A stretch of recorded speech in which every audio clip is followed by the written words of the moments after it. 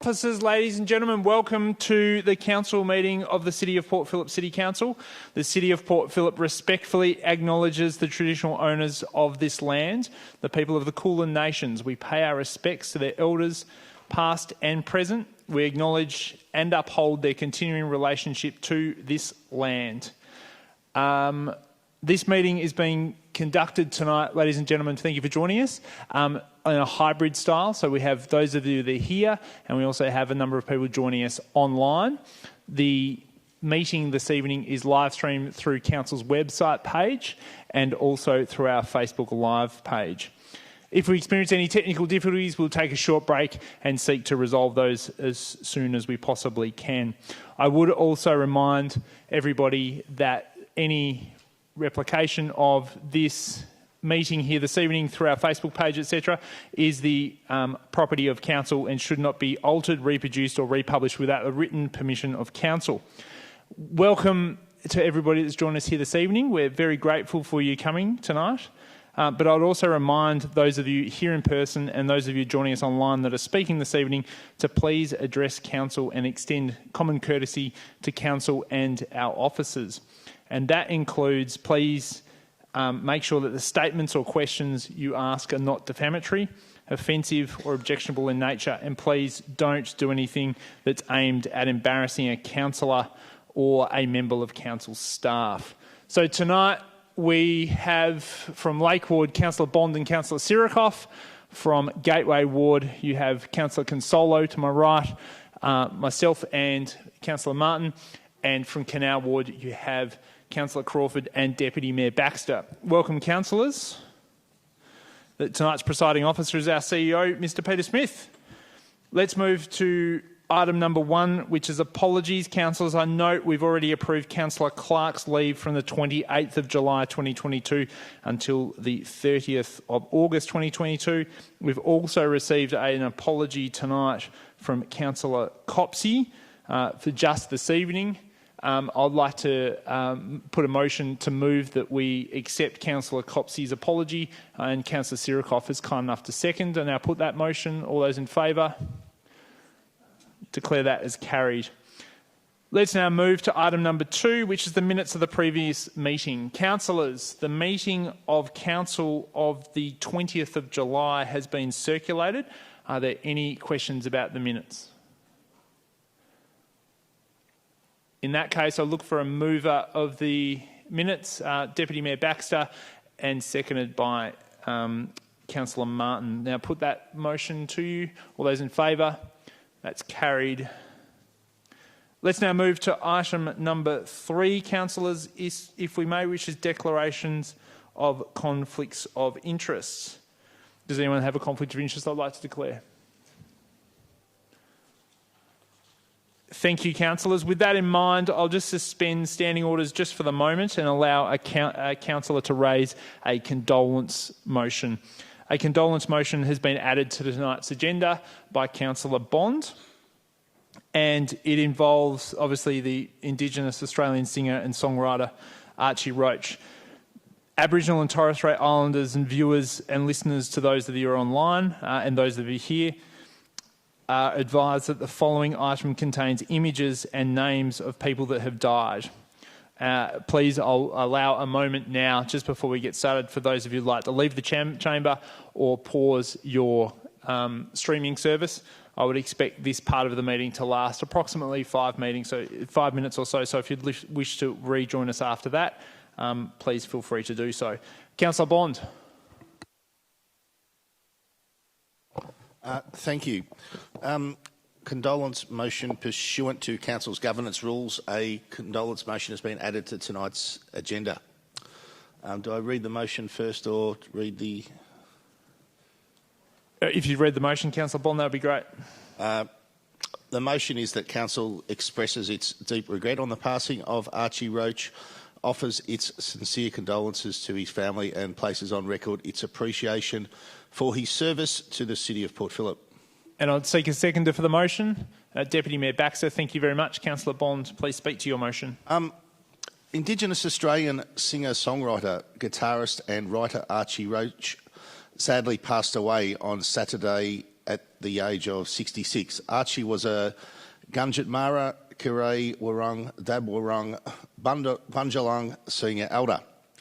Archie spent many of his formative years living in St Kilda, including in the Wellington Street area, and was a stalwart of live music in the area, including 13 performances at the St Kilda Festival and Yellowkit Wheelam Naji festivals, and countless other gigs and performances, often alongside his late wife Ruby Hunter, who was also a prolific performer and pivotal community member. They lived locally for many years and could often be seen at local gathering places where they were counted as friends and as family by so many in the local community. Archie Roach first performed at the St Kilda Festival in 1992 and for the last time earlier this year, 30 years later. He has performed at the St Kilda Festival more times than any other artist and was featured on the main stage as a headliner from very early on in his career. Every single performance Archie gave at the St Kilda Festival was unforgettable, his voice and his songs reaching and connecting with all who were lucky enough to be in the audience. We are honoured that he has played such a huge role in the St Kilda Festival, in the St Kilda live music scene and in the broader community as well, and we are thankful for his generosity with his time and his talent. Archie fell in love with music after listening to his foster father's record collection, which included albums by the Ink Spots, Nat King Cole and Mahalia Jackson. When he went to church and heard a woman playing a Hank Williams song on the guitar, Archie decided that he too would become a guitarist. Archie's first solo album, Charcoal Lane, won ARIA Awards for Best New Talent and Best Indigenous Album. His most famous song, Took the Children Away, described his own painful life story and in the process helped to educate Australians about one of the darkest chapters in our history. It won him 2 ARIA Awards and an International Human Rights Achievement Award and established him as one of Australia's most distinctive and celebrated performers who would tour alongside Bob Dylan, Billy Bragg and Patti Smith. In 2015, Archie Roach was made a member of the Order of Australia in the Queen's Birthday Honours for his significant service to the performing arts as a singer, songwriter and guitarist, and to the community as a spokesman for social justice. In October 2020, he launched the Archie Roach Stolen Generation Educational Resources, a free package of educational support materials developed by First Nations curriculum writers to teach young Australians about Indigenous Australia, cultural identity and the stolen generations. Council would like to express its sincere condolences to Archie's 2 sons, 3 foster children and the many people in our local community who are mourning his loss. Archie's legacy will continue to live on in the city of Port Phillip through the St Kilda Festival, Yellowkit Wheelam Naji, the Gershwin Room, the Palais, the Prince of Wales and countless other local venues he performed at. Just like to note that Archie's sons, Amos and Eben Roach, have given permission for Archie's name, image and music to be used so that his legacy will continue to expire. Thank you, Councillor Bond. Deputy Mayor Baxter. Thank you, Mayor. Look, I'll keep it brief. It was definitely upsetting to hear the news recently about Archie Roach, and obviously, you know, we've heard from Councillor Bond about the impact that Archie has had on the music scene, and obviously Took the Children Away being something that's made a huge impact on people's lives, not just on those people who perhaps for the first time were learning about some of these things, but also by people who have actually been impacted by you know, government intervention in their lives and stolen generation. The shock among many of the people I know who are Aboriginal, have worked with Archie or have in some way been touched by his work, his kindness, his sort of irrepressible personality and the way that it got under your skin no matter what you tried to do about that. Was the reaction was really palpable, and the impact that he had on lives. he performed quite recently down here in St Kilda, down on the foreshore, and I think we all knew he was unwell, but it still comes as quite a shock, given that he was only 66, and that's far too young. But for many Aboriginal people in Australia, that is still unfortunately far too standard a life expectancy. So this is someone who has given everything to music and to his various communities that he participated in, and unfortunately he's been taken too soon. Thank you, Deputy Mayor. Would anyone else like to speak to the item? Councillors Bond and Deputy Mayor Baxter, you've done yourselves and Council very proud in that display this evening, and we as a group of councillors appreciate that and thank you for your efforts. Thank you very much. Councillors, now put that motion. Those in favour? That's carried unanimously. Councillors, let's now move to item number 4, which is public question time and submissions. We will now hear from all members that have registered here and virtually online on report items, and statements will be read out by the officers when requested to do so. So I'll hear them in the order appearing on the agenda. So the first virtual one we'll skip. I'll deal with that when we get to 11.1, if that's okay. I call upon Sarah Jane Phillipson to ask a question of council. Sarah. Welcome. Sarah, I'll just get you to state your name. Just sit down. The microphone should be on. You should have 2 lights in front of you. Just get to state your name and suburb. I'm limiting questions this evening to 2 minutes, given the number of submissions we have in. So just get to state your name and your suburb, and as soon as you start talking, your time starts ticking. Sarah Phillipson, South Melbourne. Good evening, Mr Mayor and councillors. I'm here to raise concerns about the Eastern Road Dog Park in South Melbourne, the only fenced dog park so far of the 17 off-leash parks in the electorate, and by far the smallest. Fencing the park has made it a victim of its own success due to its popularity, but the grass isn't the only victim. When council approved fencing this park, they did not consider the long-term impact on local residents' mental health due to the cumulative effect of dogs barking all hours of the day, 7 days a week, 365 days a year, a mere 20 metres from homes. Local residents are currently subjected to somewhere between 100 and 800 barks per day, which equates to an average of 50,000 to 100,000 barks per year, in addition to any barking from our neighbours' dogs. There is no respite from the barking, there is no day off, and there isn't one room in my house where I can't hear it. The park is overpopulated and overused because it's fenced. The park is located right in the middle of the heritage residential area, with only a small gap to single glazed heritage and older homes, as the dogs bark at 60 to 90 decibels. You cannot live opposite this park and work shift work, forget sleeping in, and forget trying to concentrate working or studying. This everyday, unchecked noise pollution is severely impacting our mental health and interferes with the quiet enjoyment of living in our own homes. I am not opposed to a dog park. The issue is the current location is detrimental to residents. Living opposite a fenced dog park subjects us to a level of noise from barking that no one else in the city of Port Phillip has to endure. The dog park has been an ongoing issue for many years, and I would like to know why Council is reluctant to deal with this issue and is not empathetic to our situation. Thank you. Thank you for your question. I'll just ask Dana Pritchard to give us some more background to the answer to that question, if possible.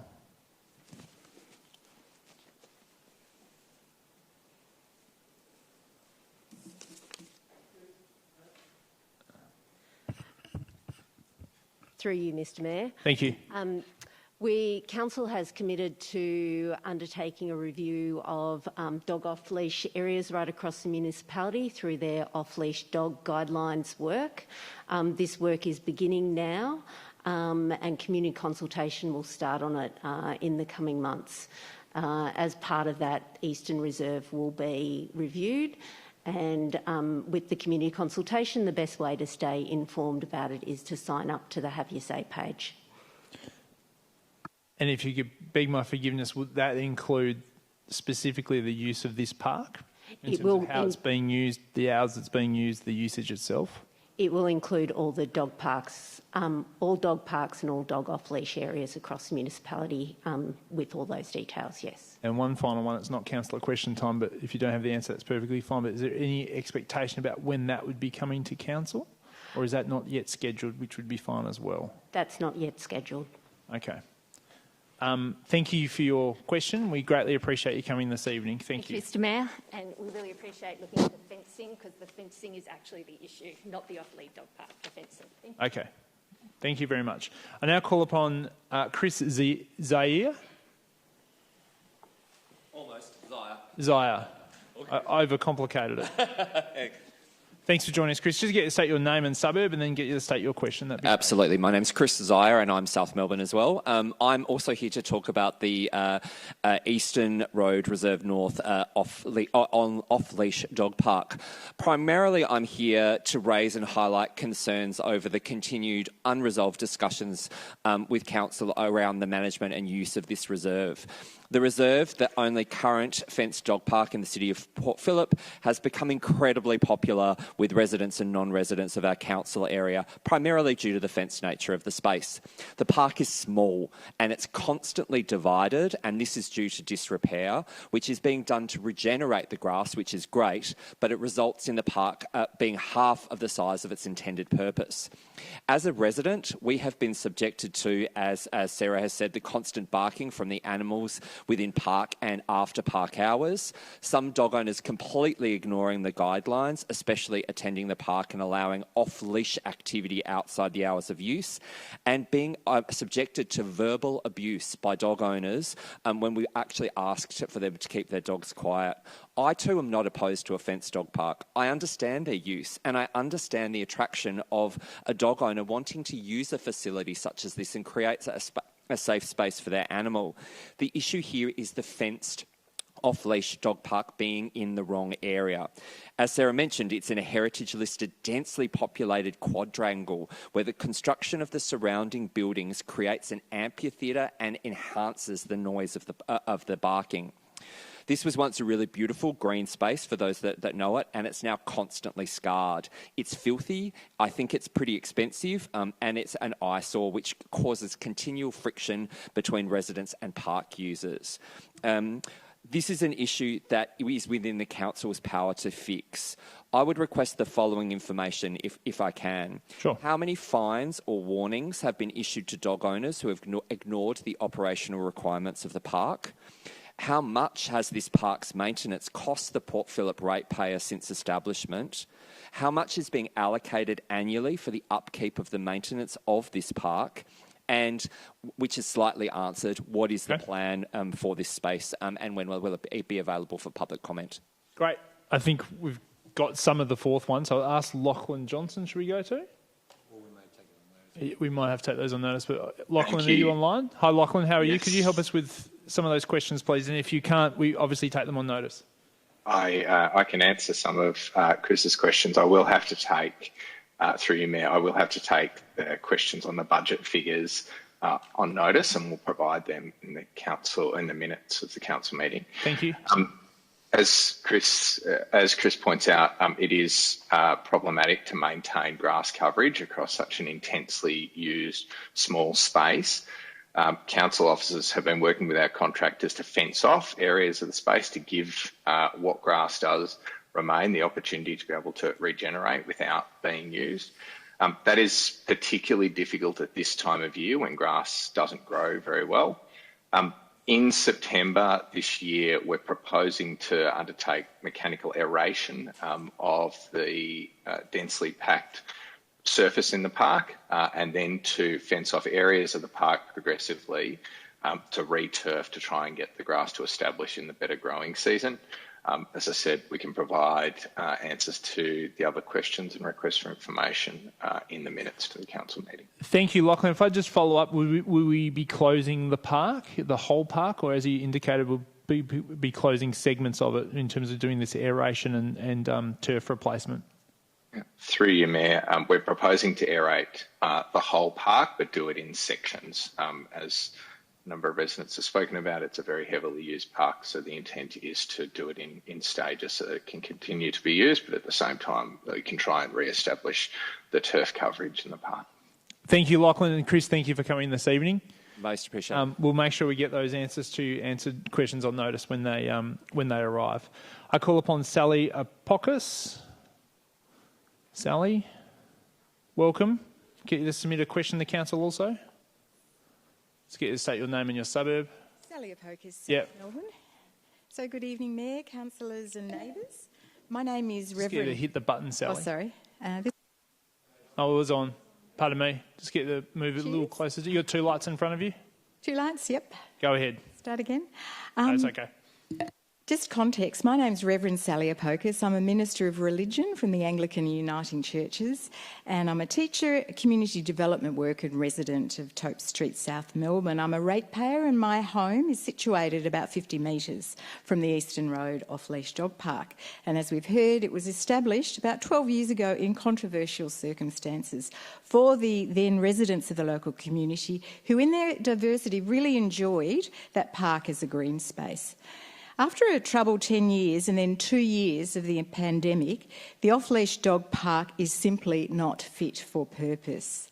At great expense from ratepayers' money, the dog park, solely, and we call it the dog park, solely used by dog owners and dogs, is returfed regularly, as we've heard. And over the past 2 years, due to the massive increase in volume of pandemic puppies, many of the puppies now dogs, who were not trained properly, the grounds of the park have become a disgrace within our neighbourhood. A number of dog owners are not compliant with local laws regarding controlling their dogs' often aggressive behaviour, and I've had that aggression come at me, and they have not been good at controlling out-of-control dog barking. The unregulated dog barking for those resident ratepayers working from home or shift workers, or for the elderly who are scared by aggressive sounds, or for those suffering chronic debilitating auditory disorders like myself, hyperacusia or misophonia. This impact of these dog barkings, as we've heard 24/7, has had a catastrophic impact on many of local residents' wellbeing and mental health. Dog owners can take their dogs 400 metres down the road to Albert Park Reserve, which is a fit-for-purpose place for off-leash dogs. My question is, will Council please return the Eastern Road Park to a general green space for the recreational, well-being and pleasure of intergenerational diverse community in the precinct, rather than prioritising the interests of a small monocultural interest group? Thank you, Sally. Appreciate that. Dana, would you like to add to your comments from before? Dana or Lachlan, or should we just say it? Just the same answers before, please. Yeah, no problem. Yeah, no problem. I think we'll take the other, if it's okay. Thank you very much for your submission, Sally, but we'll take the other two answers combined as an answer to your question. I don't think the officers have anything to add, but we do appreciate you coming here this evening. Thank you very much. I now call upon Oleg Roach. Welcome. Just get to state your, and you're submitting a question to the council, just get to state your name and your suburb, and your 2 minutes starts when you do. Right, my name is Oleg Roach. I live in Balaclava, notably Bothwell Street. My questions, there's a number that I've submitted, but I won't put them all in. But first of all, there's going to be a redevelopment of that street along the medium street there. I'm not so concerned about that, but what I'm concerned about is that a lot of the developments that have occurred with council, they've planted a lot of natural plantations and whatever in different areas, and they haven't been maintained. A lot of the areas, look all right sometimes, and then all of a sudden they become dilapidated. And as my wife says to me, I've seen a lot of council workers in other areas on the job. You can hardly see anybody in the St Kilda Balaclava area. We have a very a lot of people down there cannot see any development, and I believe that the council has quite a bit of money from developers and everything in Kitty, and we're just wondering where that money is being spent to upgrade and upkeep the facilities around there, because a lot of the gutters are dirty, not kept, and also the graffitis down there makes it look like a third-rate suburb. I don't know what's the council policy on graffiti, but if you go near Gibbs Street down there, under the bridge and around the area, and even in Carlisle Street and whatever, it's terrible. It's becoming worse and worse. And people have built new places, fences are resprayed, and there's nothing being done about it. So we don't mind certain development and certain changes, but as long as they're maintained and upheld to a certain standard. So let's take the question. So I'll synergise it for you a bit. So we're talking about the maintenance, particularly the garden beds in St Kilda East and Balaclava, cleaning of streets and cleaning of graffiti, and also the collection of funds from developers. So Dana, could you help us again? Lachlan, thank you. Lachlan Johnson online, if you could help us with that. Through you, Mayor. Thank you, Oleg, for your question. So with regards to the maintenance of garden beds and nature strips in East St Kilda and in Balaclava, so Council has an open space maintenance contract with a specialised contractor who maintains nature strips, centre medians, traffic measurement devices, public trees, rain gardens. The approximate spend in Balaclava and St Kilda East is approximately $30,000 per annum to maintain those assets. The total spend across the entire municipality is approximately $400,000 per annum. Obviously, some areas have greater intensity and density of infrastructure in their areas, so the spend is not necessarily proportionate across the entire city. In terms of the cleaning of streets and graffiti management, all streets across the city are cleaned once every 4 weeks. Major roads, such as, for example, in activity centres, are cleaned more frequently. Some of those are cleaned every single day. This increases during leaf season, so we have some streets in East St Kilda and Balaclava and some other areas that the frequency of cleaning increases during autumn, during the leaf fall. In terms of graffiti removal, so Council spends approximately $250,000 on graffiti removal per year. $150,000 of that is for proactive or patrol work, and then about $100,000 is spent on reactive or in response to requests from traders, residents and other community members. In the East St Kilda and Balaclava areas, the patrol hotspots include the length of Inkerman, Glen Ira Road, St Kilda Road and Merker Lane. It also includes Carlisle Street between Westbury Street and St Kilda Road. Depending on the frequency, these streets are patrolled up to daily with graffiti being removed. Residents are encouraged to report graffiti to Council through contacting Council's Assist service or through the other channels.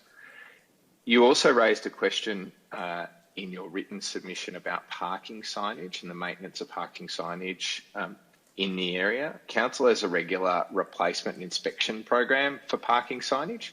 Each sign is inspected on average once per annum and damaged or illegible signs are replaced.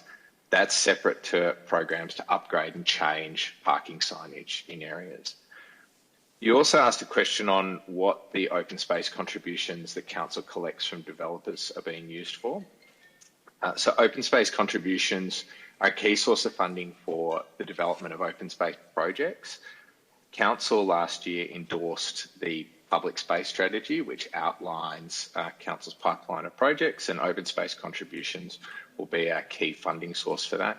Happy to provide a list of projects in the East St Kilda and Balaclava areas in the minutes to the council meeting. Thank you, Lachlan. And the developer contributions, Chris Carroll, could you help us with that?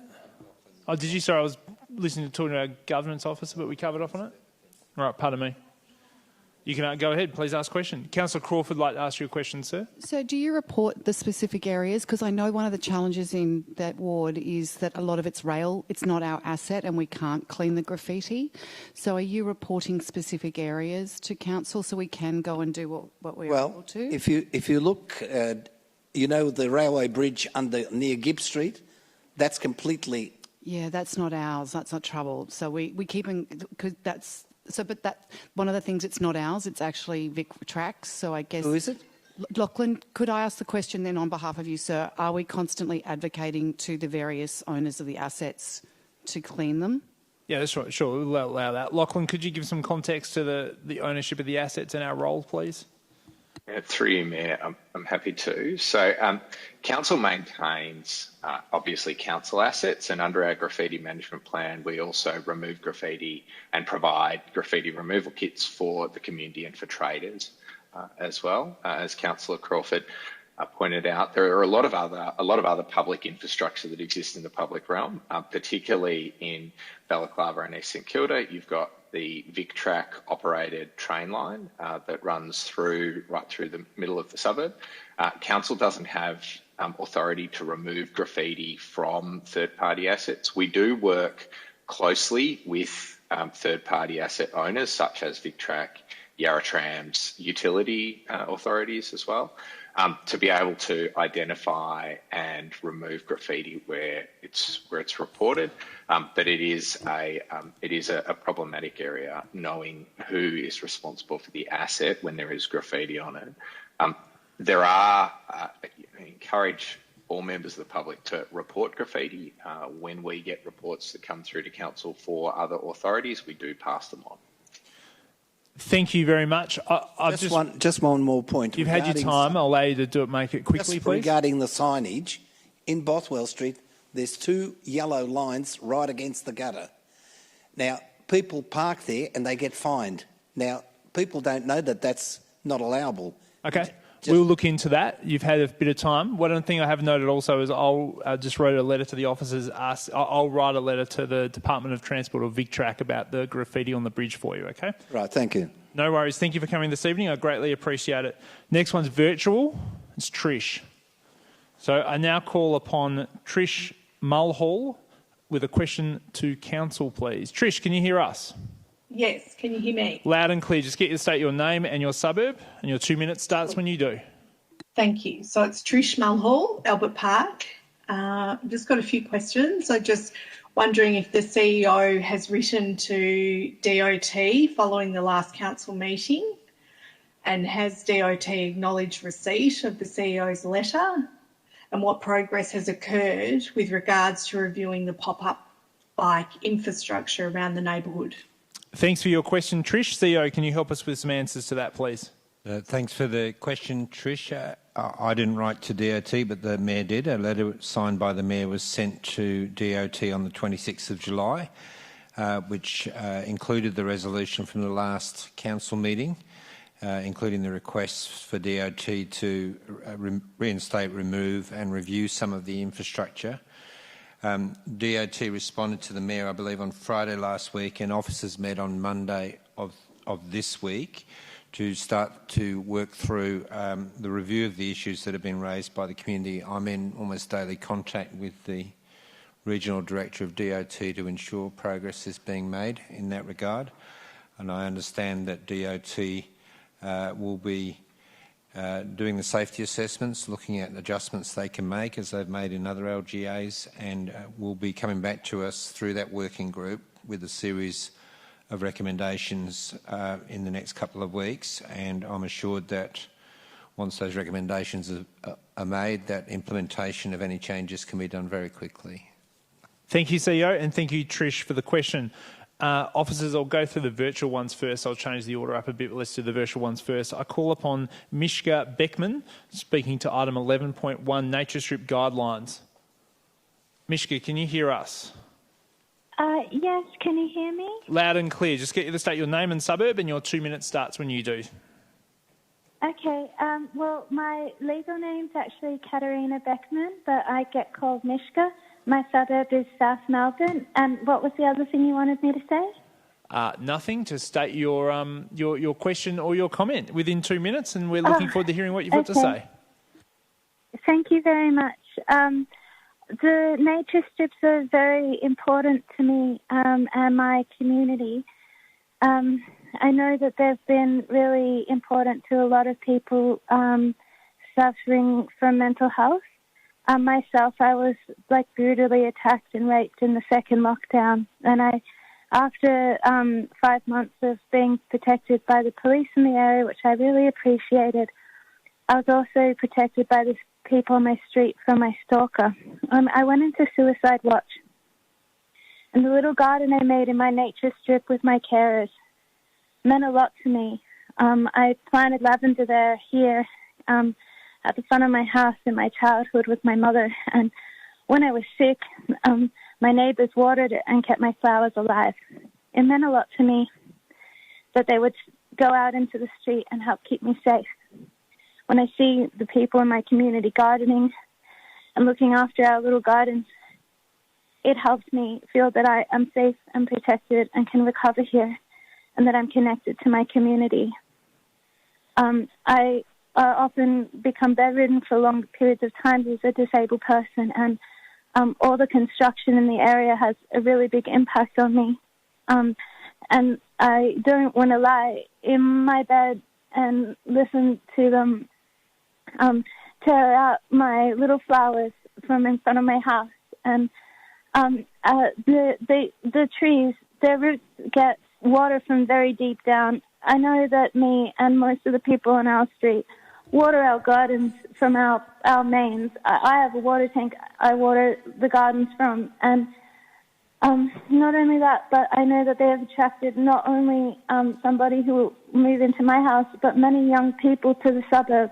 I've noticed that my mother moved to the country, and that a lot of people have moved to the country, dropping the price of rent from our house from $800 to $600 during the time of lockdown.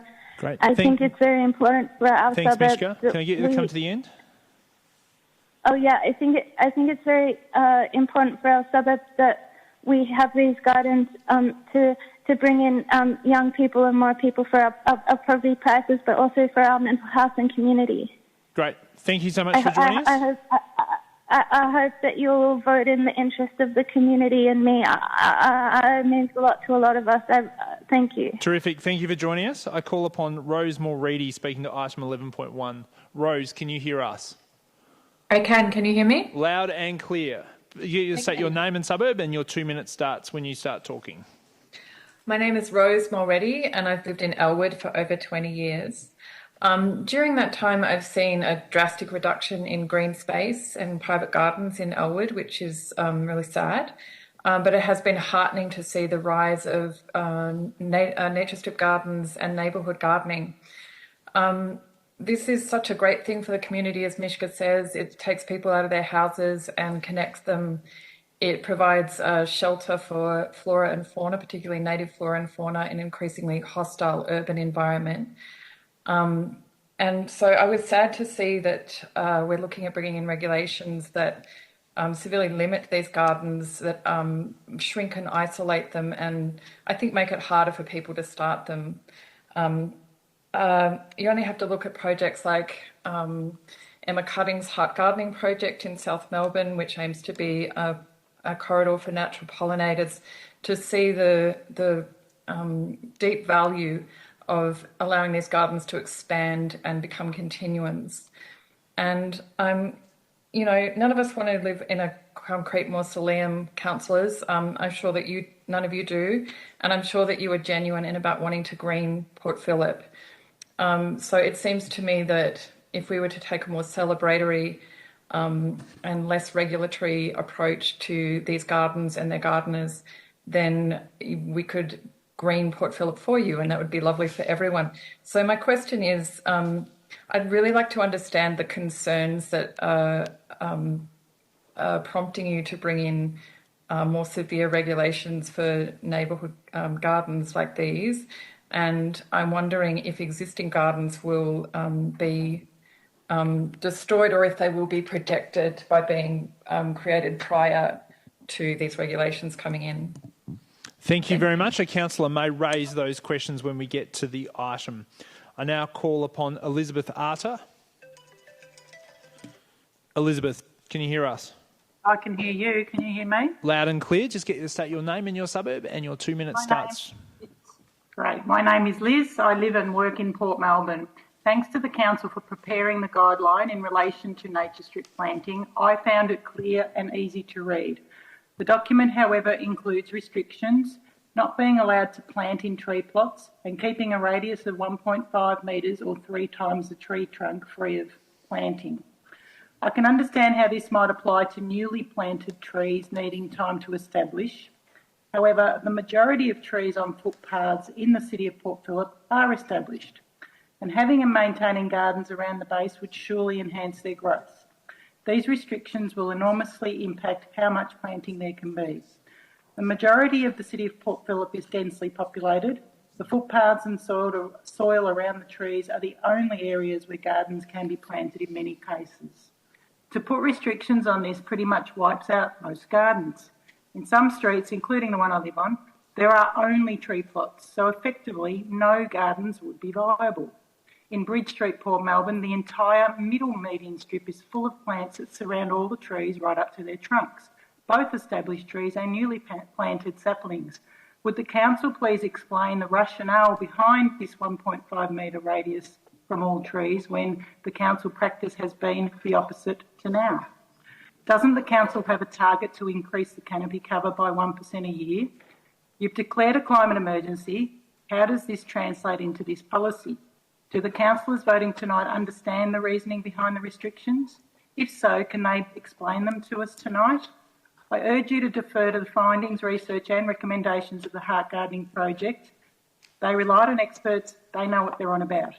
I was pleased to see the council acknowledge the current plantings and that there is no expectation that they be removed. Can this be guaranteed? Thanks, Elizabeth. The councillor may take those questions up when we get to the item.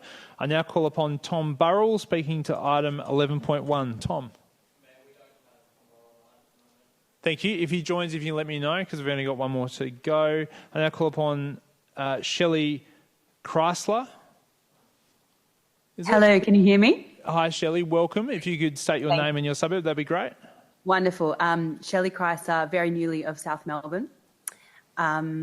Good evening, Mr Mayor, councillors and local community. I am speaking as a very new resident to South Melbourne and in fact currently in the process of moving from Elwood to South Melbourne. And I've been a long time resident of the city of Port Phillip. And I've recently become aware of these proposed changes to the nature strip guidelines. And I have to say that I find it incredibly disappointing to hear the way that this can impact the community in the whole area that I'm currently moving into. The street gardens and the reports that I have heard, the accounts of the active community that work together on these gardens, is actually a large part of what made this housing option in particular a most desirable one. And I would be terribly disappointed if this very appealing feature of the area was no longer available. As a person who studied permaculture and has experienced working with plants and creating many gardens, I know firsthand how beneficial ground cover can be for the life of trees. Because grasses, shrubs, flowering and non-flowering bushes actually assist the earth surrounding the tree to receive and retain water, which in turn assists the health of the tree. This is why all plants in a forest thrive. The porous surfaces of the street gardens capture more rainwater for the trees, creating a symbiotic effect. I'm also very aware, as many of you will be, of the nutrient exchange that occurs between plants through the mycelial network, the threads from the mushrooms, the fungi, underground, when an ecosystem of plants are present. The idea of removing street gardens in order to protect the trees, to me, is entirely counterproductive. And in a time of rising temperatures, it feels quite reckless to consider removing green spaces from our cities. To me, this is absolutely nothing short of being really dangerous. Additionally, our street gardens are not just for our own benefit. The many voiceless creatures who we share this city with will also be affected. And some people concerned that community needs are no longer being met in this place may also not choose to stay. I'm sure I'm not the only one who is attracted to the area for this very reason. So lastly, I just plead... lastly, I just plead that these wishes be taken into consideration when decisions about these really beautiful and productive and helpful street gardens are made. Thank you. Thank you very, very much. You got anyone left online? We're done? Okay. I now call upon Glenn Birmingham speaking to item 11.1. Glenn, welcome. Just get you this, sit in the chair, see if there's two green lights, a red and an orange light in front of you. That means the mic's on. You get to state your name and suburb, and your 2 minutes starts when you do. My name is Glenn Birmingham. I live in South Melbourne for the last 20 years. Hey, Glenn. Mayor, Deputy Mayor, councillors. Nature strip gardening and tree pit gardening has occurred in Port Phillip for decades. The cities of South Melbourne, St Kilda and Port Melbourne started when they removed tarmac from footpaths to plant street trees. As we live in Port Phillip, we share the closeness that is life in the inner suburbs. This means our gardens are also compact, if we are lucky enough to have them. When COVID hit Melbourne, residents in Port Phillip found solace or comfort with street gardening and also walking around our neighbourhood. It provided a safe way to interact at a distance, outside, with a shared understanding of improving the streetscape. There were different reasons, but improved amenity, community, biodiversity and sanity, just to name a few. Unfortunately, the City of Port Phillip felt that the increase in tree pit gardening must stop and developed a set of very restrictive guidelines that prohibit tree pit gardening and severely impact on the ability of ratepayers and residents to garden in the nature strips, resulting in a large community backlash. We need a holistic approach that doesn't consider a tree in isolation. The Royal Botanic Gardens Victoria can plant under trees because of their education and training. At the first Public Council meeting, Lisa Abinga, Emeritus Lecturer in Horticulture, Melbourne Polytechnic, explained that it can be done. We can do it too. Don't prohibit, educate. The City of Port Phillip espouses climate action at a local level. Well, it doesn't get more local than outside your front gate, serving your community with your own time and money to increase biodiversity, reduce the heat island effect, to decrease runoff, improve infiltration and reduce pollution into the stormwater system. Port Phillip has an army of people who want to assist the greening of the municipality. Help them to do it. My friends Emma Cutting and Jason Lee Ryan have outlined specific amendments to version 3 of the NSG 2022, which I urge you all to adopt. Choose one or choose the other, but accept their proposals as amendments to the draft NSG so that we can all be more so that we can all be more productive in improving the sustainability and livability of Port Phillip for all the inhabitants of this place we call home. Thank you. I call upon Zoe Stewart-John, speaking to item 11.1. Through you, Mayor. Zoe was unable to attend but has provided a submission to be read out.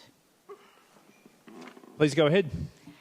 Tree plots are typical of a significant proportion of the City of Port Phillip Street topography.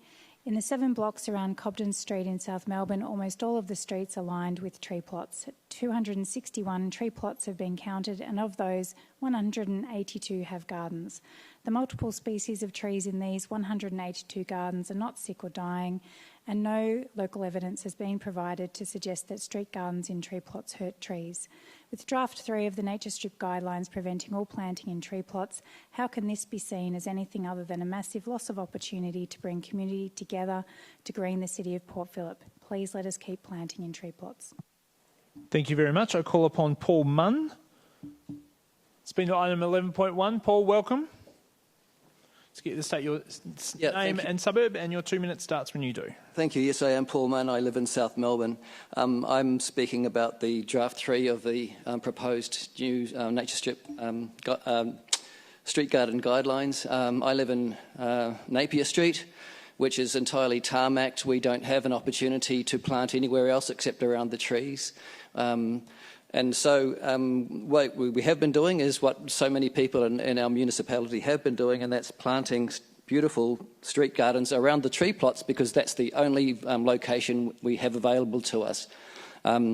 You've heard other speakers talk about how it actually helps the permeability of the soil and helps the tree that way. It helps the tree because we're replacing the very poor soils that are in Napier Street, clay, concrete rubble, you name it, with rich, nutrient-rich soils, and creating flourishing gardens around the base of the trees. And of course, it won't surprise you to hear that the trees themselves are now flourishing.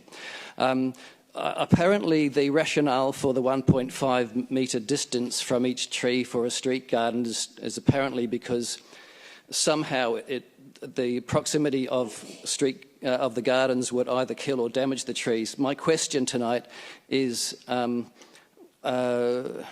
what documented evidence do the guideline creators have that plantings around trees are either killing or damaging them? Great, thank you. A councillor may take that up when we get to the item. Thank you, Paul. I now call upon Mary Fitzgerald, speaking to 11.1 also.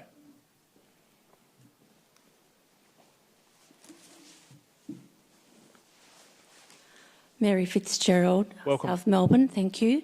I'm just here to support what's already been said by other speakers tonight about the street gardens, and I'm here to appeal to all of you who are going to vote on those guidelines. Please don't take our gardens away. Thank you. Perfect. Thank you for coming, Mary. I appreciate it. My next speaker is Hannah Dodd. Welcome. Also speaking to item 11.1. 11.1 is obviously a popular topic. My name's Hannah Dodd. Indeed. Thank you. I live in South Melbourne, and excuse me, people have already spoken about the environmental benefits of those gardens. I don't want to talk about that. I want to talk about the social benefits, that these have been a really lovely placemaking project. Through them, we've got to meet our neighbours, our children have got to meet each other's children. They still do it. You know, we have established gardens, and they still go out and they play with them, and they do some gardening, and it is absolutely gorgeous to see. And if they're diminished, or we have to take them out, or we have to rip them up, it is going to be the opposite of a placemaking project. My question is, has that been considered? And then what happens to actually replace that function that these gardens have for all of us? Thank you. Thank you very much for your questions, and a councillor may take them up when we get to the item. I now call upon Jason Lee Rhines, also speaking to 11.1. Jason, welcome. Just state your name and your suburb. Good evening. Jason Lee Ryan, South Melbourne. First of all, Mayor, Deputy Mayor and councillors, I want to thank you for your level of engagement and interest that you have shown in this topic. It's a really important topic. I'm not a gardener, but I'm so passionate about this topic, and the main reason is the social amenity sides of the topic. A simple and clear solution that you could implement tonight is having a clearance of 30 centimetres for all offsets, except for driveways and intersections, and to allow tree square gardening. The independent arborist report suggests that the independent arborist report supports that clearance, and several other councils also use 30 centimetres. Version 3 of the draft wisely calls for no planting under trees unless they're above 2 years of age. Council has a tree data set detailing the City of Port Phillip's 46,000 public trees. There are just under 35,000 street trees.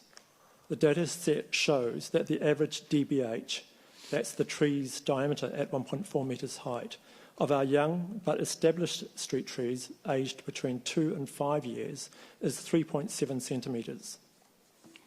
According to the independent arborist, this average street tree needs a clearance of 3 times DBH, meaning a total of just over 11 centimetres. 30 centimetres clearance around street trees would undoubtedly satisfy the independent arborist. Council wants a clearance of 1.5 metres, which is 13 times the arborist's recommended clearance. 30 centimetre clearances are very conservative, sensible, they're justified by the arborist, and they're justified by Council's own tree data set. Could you please implement 30 centimetres of clearance tonight? Thank you. Thank you, Jason. I appreciate that. I call upon Emma Cutting, speaking to 11.1.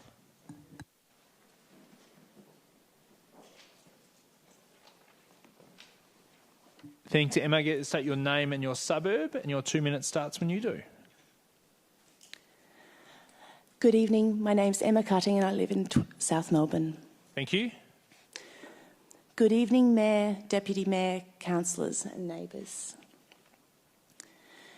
Street gardening has immense power and addresses many social and environmental issues. Here in the city of Port Phillip, street gardening has been an important part of our community's culture and character for decades. It brings colour, diversity and inclusivity into our streets. It connects people to one another, no matter where they're from, how old they are and what they do. Increases our precious biodiversity and connection to nature on a daily basis, and allows people to feel hope that they can do something individually and with their neighbours and family to help fight climate change. Of course there are challenges, but the positives far outweigh the negatives. What an opportunity we have here. After all, nature strips cover 360 acres in the city of Port Phillip alone. That's over 36% of our public green space. What the community is after is a choice and how they can contribute to their community. And from a council point of view, this is not a challenging choice to give. It's been done many times before around Australia and the world, including our neighbours Hobsons Bay and Bayside. Tonight, I hope for common sense to be used and amendments to be made to make this document reasonable and workable for both council and community, so that instead of the power of street gardening growing despite council, it grows with council. Thank you very much. Thank you. I call upon Michael Sabata, speaking to item 11.1. Welcome, Michael. Good to see you. Thank you, Mayor and councillors. I was hoping to visually illustrate my submission, but it turns out you've changed the meeting rules, so I can't display something. We got a copy of it though, Michael, so thank you for that. And I have emailed it and encountered a problem with that as well, but I just emailed it about half an hour ago. If you were to have a look at that, basically my points, the points I'm making, and apologies for repeating myself, some of what's been said by previous speakers. The offsets and the guidelines combine to, and the guidelines say it itself in page 7, ban planting in tree pits, but also pretty much bans most planting in nature strips in Port Phillip. And Port Phillip really can't wait until the depaving happens in a suburb like South Melbourne. You simply don't have the money to do it probably in my lifetime. And one of the odd things about particularly the rules about planting under trees is it's been done for decades, if not centuries, and particularly in Port Phillip. And the visual submission included examples in St Vincent's Gardens, St Kilda Botanic Gardens, and a lot of that is much closer than because it practically overgrows around the trees. And it's not just in the parks. It's in the roundabouts, only a few hundred meters from here in St Kilda.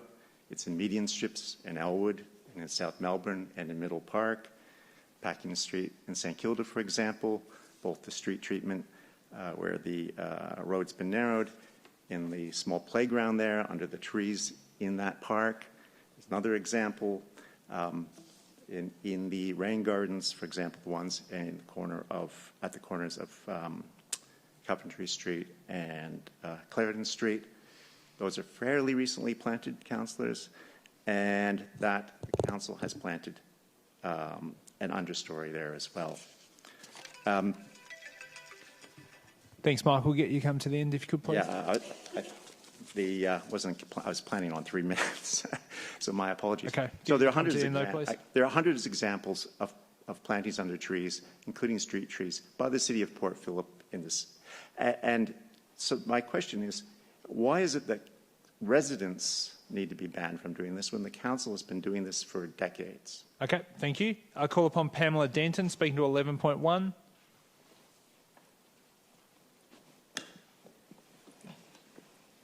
Hey, Pamela, welcome. Hello, my name's Pam Denton. Thank you for allowing me to speak. Thank you for coming. And I don't really want to repeat what everybody has said. We know that street gardens, guerrilla gardening is pretty much a thing that has been fantastic for the community.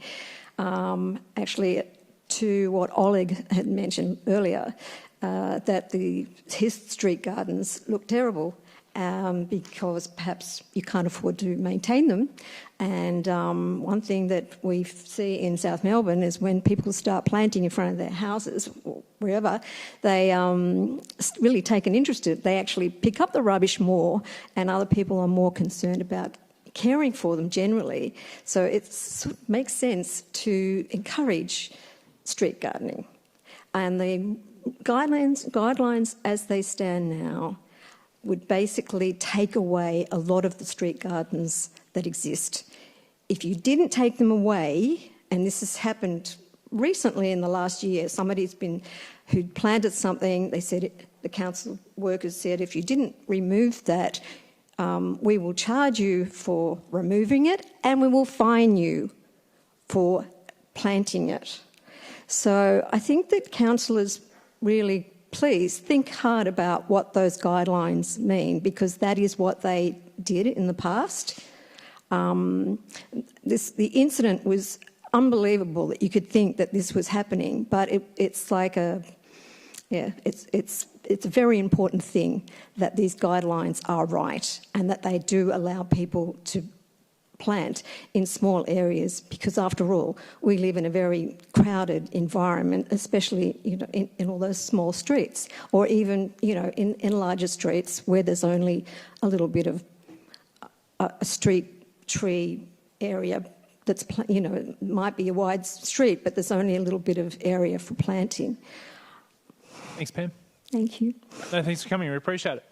I now call upon Penny Lewison, I think it is. Hey, Penny.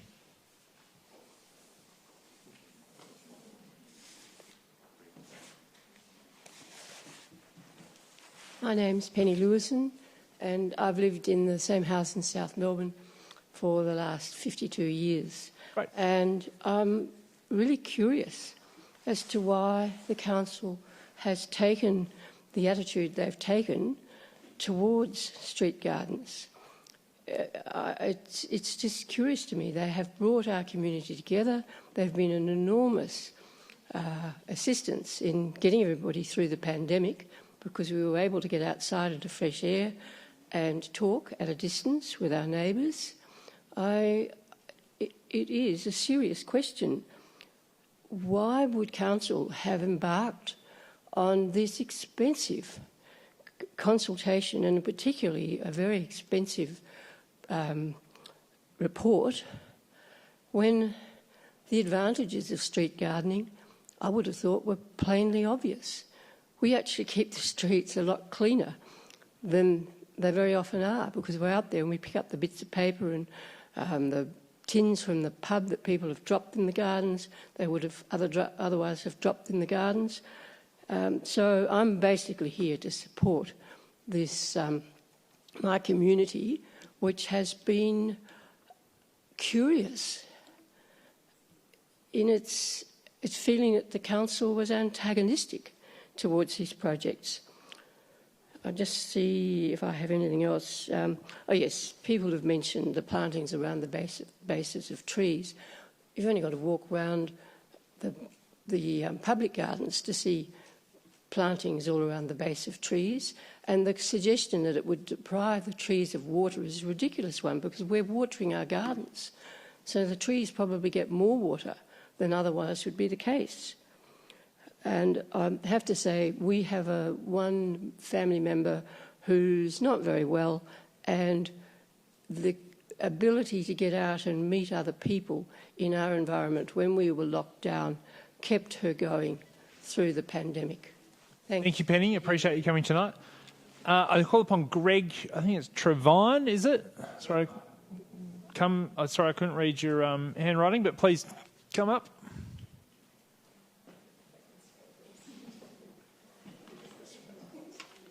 A T or an E? Oh. Welcome. Get you to state your name and your suburb, please, and your 2 minutes starts when you do. My name's Greg Irvine. I've lived in South Melbourne for 20 years, and I just have to, I'm an artist, and I can only really give my ideas as an artist because I look at everything very visually, and I have found since the street gardening, which has been quite a long time, has happened,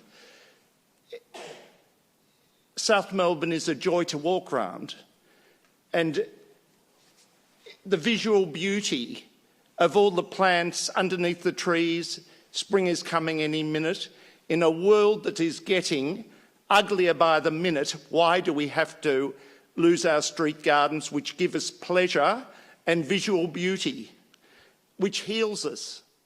And it's all going to be taken away. And I think it's a tragedy, an absolute tragedy. And I feel very seriously about it. And it's doing no one any harm. And you know, I have an area by the side of my house which was a haven for dog shit and dry grass. Okay. I don't need you to swear, okay? I understand the point you're making, but just keep it PG if you could. What? Keep it PG.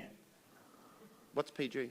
It's a TV rating, or, you know, imagine you're talking to a 6-year-old child, basically. Who? Just get on with it, if you could. All right. Well, you know, that's all I can say. I just think it's very sad, and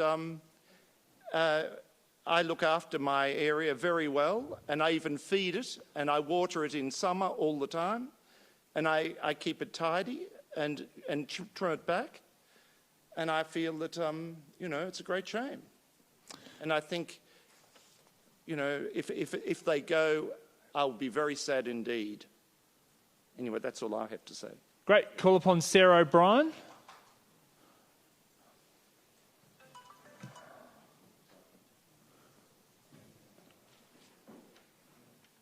Hi, Sarah. How are you?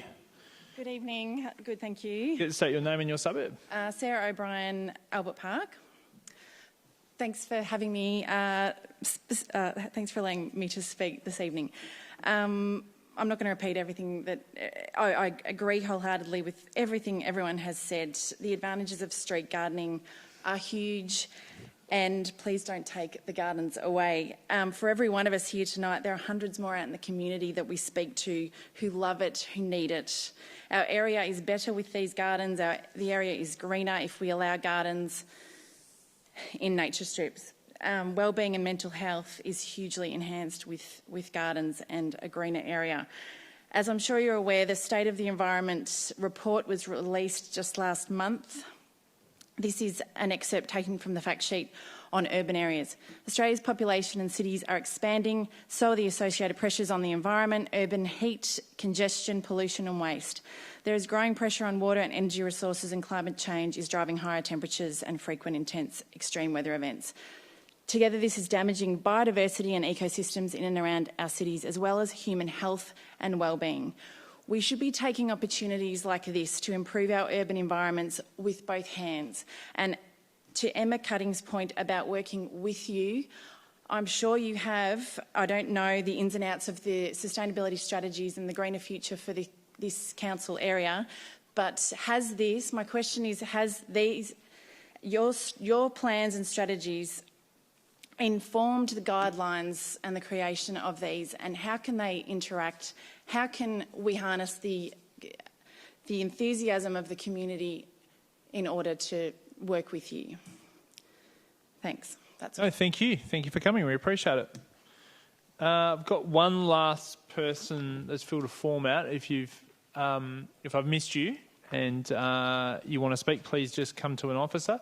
So finally, I've got Rajan Murthy. Welcome.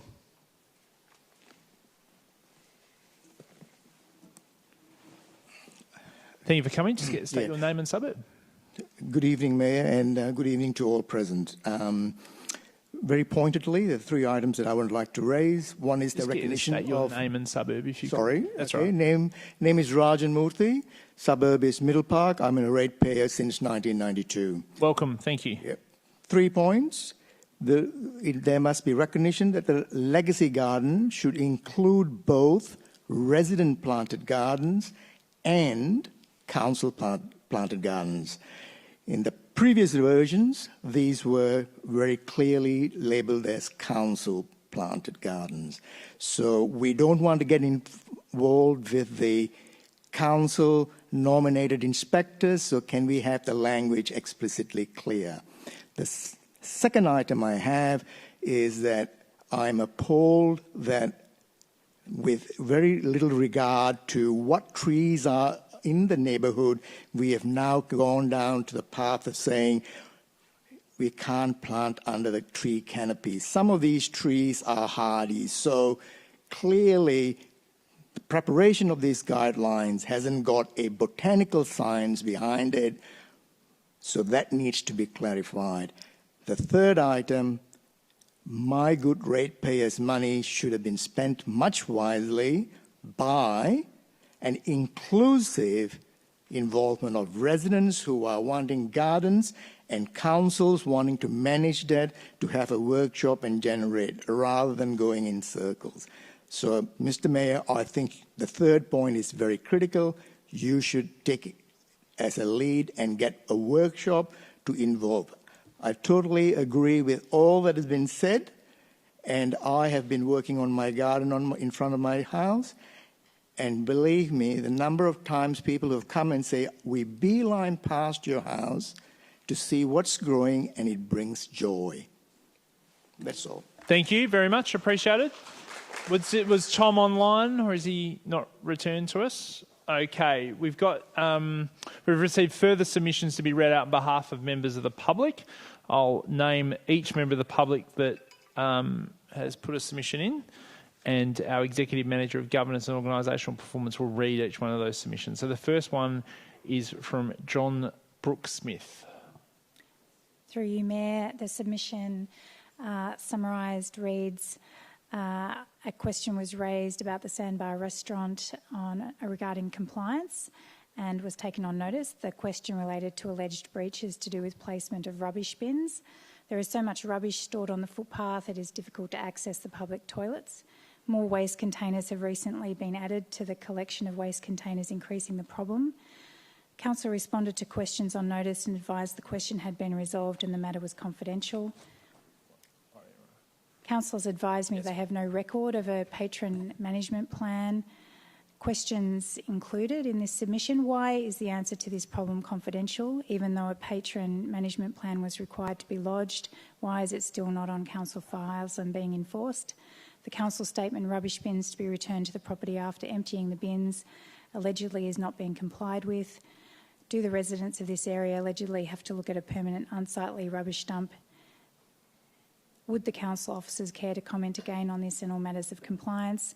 And finally, I understand the elected councils have been told this property is compliant.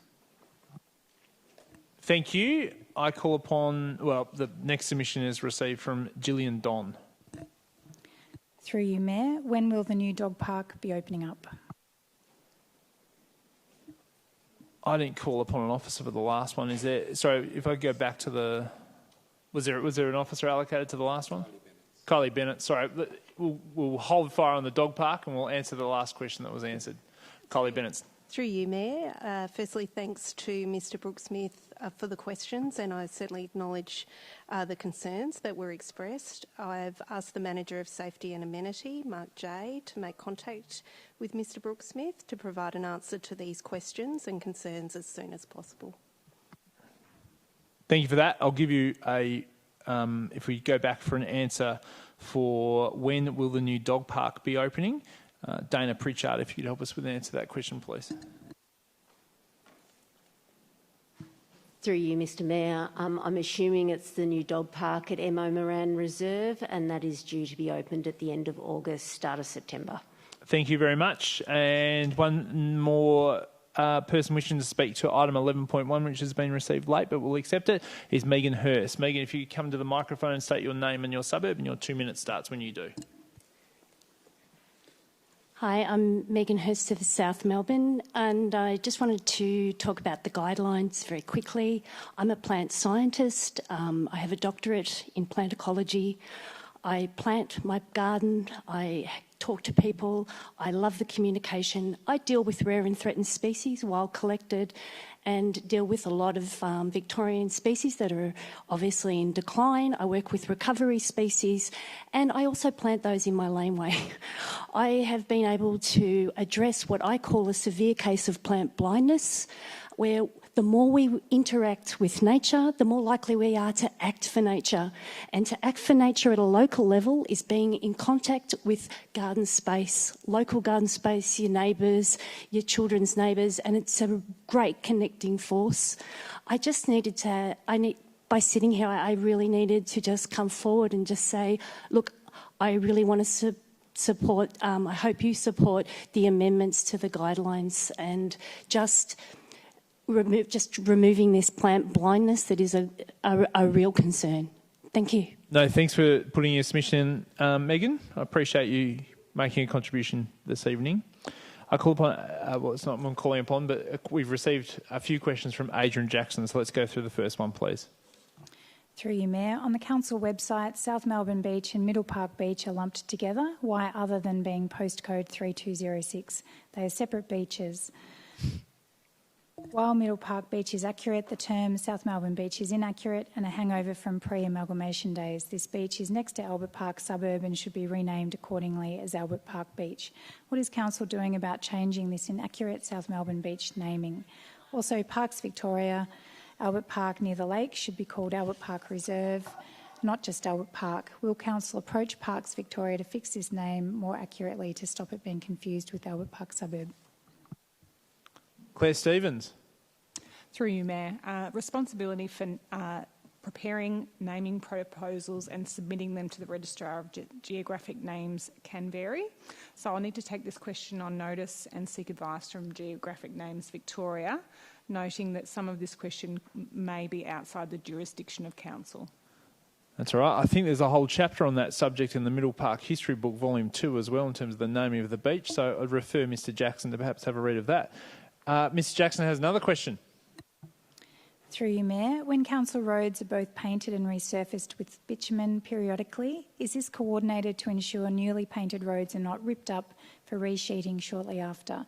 I remember in Erskine Street, Middle Park, well over a decade ago, this happened with freshly painted 90-degree car parking spots that had been repainted after new bitumen laid. Thank you. And I'll ask Lachlan, I think, isn't it? Lachlan Johnson? Through you, Mayor. Hi, Lachlan. Adrian Jackson's question. All council's investment and renewal of its infrastructure is guided by the asset management plans, which are informed by asset condition audits. The intent is that if a road is relaid, that line marking is put down after that and not the other way around, where we have to re-line mark roads. Council does have an ongoing challenge with roads being reconstructed and then works being undertaken by other authorities on those recently constructed roads, and we're actively working with other service authorities to help ensure that this doesn't occur. Great, and one final question from Adrian Jackson. Through you, Mayor. Why is the state government-sponsored Armstrong Street Middle Park platform near the palm tree now fenced off with a mesh fence? Has the novelty worn off? Is it an OHS problem? Is it unsightly and out of place after destroying the grass that was there? Will the 2 litter bins be returned next to the footpath where they were more useful to passing pedestrians? Will the oversized concrete slab near the platform be removed? And will councillors get this pocket park back to what it used to be like? Thank you very much. Kylie Bennett, can you help us with that, please? Through you, Mayor, the deck was being oiled in order to ensure longevity and to freshen up the infrastructure in time for spring. I've been advised the fencing was in place for 1 day while the oil dried and has now been removed. And I understand that there were no occupational health and safety problems identified. With respect to questions 4 and 5, my colleague Lachlan Johnson may wish to add, or we can take those on notice. Great, thank you. Are we good, Mitch? Are there any further submissions? And no further questions to go through? All right, councillors, that is the end of item number 4. Let's now move to item number 5, which is councillor question time. I've got a couple of questions this evening. Can officers please provide information received from the state government regarding... Can officers provide any information, rather, if we've received any information about which trams are likely to run down the Park Street tram extension and which is the end destination they'll operate to? Kylie Bennett.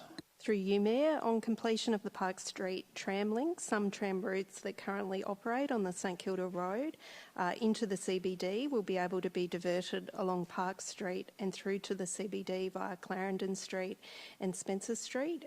The Department of Transport are yet to confirm the tram routes that will be diverted. Council officers understand that all new routes will operate in both directions. Thank you. And residents in Westbury Street have reported the installation of a CCTV camera along the bike path on a power pole. Can officers provide any details on who has installed the camera and what is the purpose of the camera? Kylie Bennett. Through you, Mayor, I understand the Department of Transport intend to... the Department of Transport have confirmed that they have a CCTV on Westbury Street.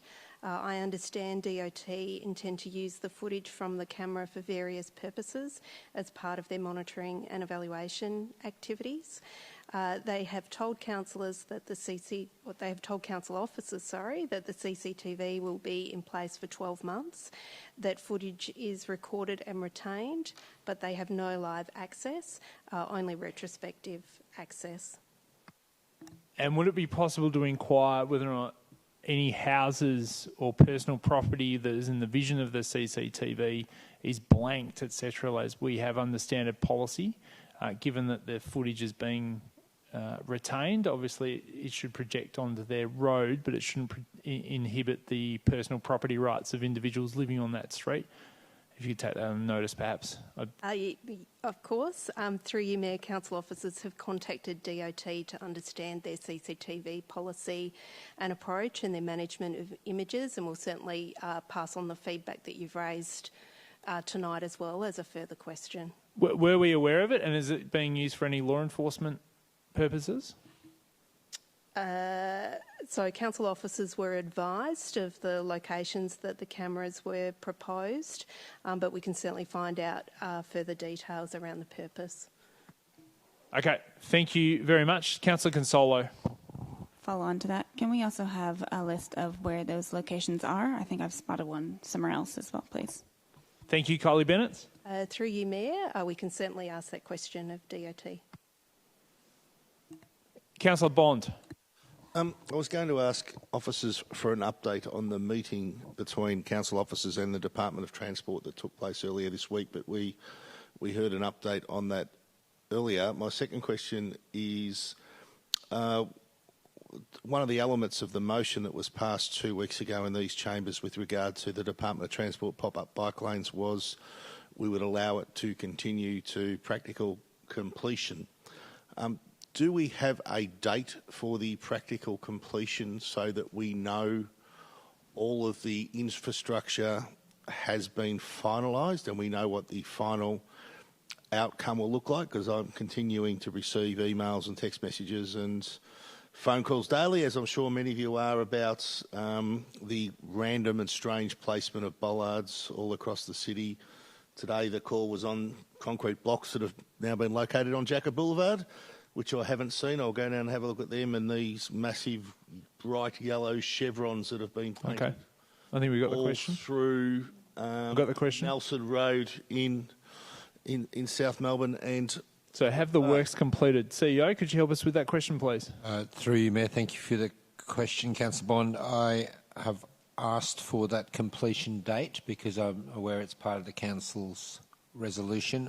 I'm assured, and I've also asked where works are not complete for communication with local residents to be made, so that when markers are put down ahead of further chevrons being painted, the local residents are aware that that's not the finished thing. So I've asked DOT to up their communication, but also to provide us with that practical completion date. Notwithstanding that, we are working through all of the issues raised by residents and councillors with DOT. We're not waiting for the program to be completed to do those safety assessments, ask for the justification of those measures. And as I said previously in the answer to the question from the community, I'm expecting that DOT will come back to us with their assessment of our requests in the next couple of weeks, and implementation of any changes can be made quickly thereafter. Great. Councillor Bond, go ahead. Follow-up questions. I've also asked for copies of the permits that were issued by the City of Port Phillip for all these DOT bike lane related works. I'm just wondering when I will be in receipt of those permits. CEO, can you help us with that question, or Kylie Bennett? Through you, Mayor, imminently. A response is almost drafted. Thank you. Councillor Sirikoff. Thank you, Mayor. Alongside of the concrete blocks that are going up on those designated pop-up bike paths that were in the postcard by DOT, will DOT be also putting any concrete blocks up elsewhere with the yellow lines, which I've witnessed today? Thank you. Thanks, Councillor Sirikoff. Kylie Bennett, CEO. Through you, Mayor. I would have to take that one on notice because I'm not aware. Part of the questions we've asked is what have you still got to do? So we will share that information with councillors as we receive it. But I'm aware there's still a few things to do. But I've asked for details of that, and as I answered previously, I've asked for DOT to increase their communication so that residents and councillors know when something is purportedly finished. Thank you, CEO. Any further questions, councillors? Last call. All right, let's move from item 5 now to item 6, which is the sealing schedule. Councillors, there's no items on the sealing schedule registered tonight, so let's move to item number 7, which is petition and joint letters. And I note that there's also no petitions or joint letters on this evening's report. So it's 8 o'clock. We're good to go into it. Let's go into report number 11.1. So, councillors, are there any questions for report 11.1 this evening? I've got one, if council, just to take up a few of the questions that were posed by the community this evening. Could officers provide some background to why the guidelines were developed in the first instance? Dana Pritchard, welcome. You may be busy for the next few moments. Through you, Mayor. The guidelines were there's current nature strip guidelines, which are over 10 years old, and most recently, at the start of lockdown, there was a complaint from residents in the community regarding some some nature strip planting within the municipality, which was creating safety and access concerns, and at that point we decided that it was time to review the nature strip guidelines. Thank you. There were a number of questions and comments relating to some quotes such as they're all going to be taken away.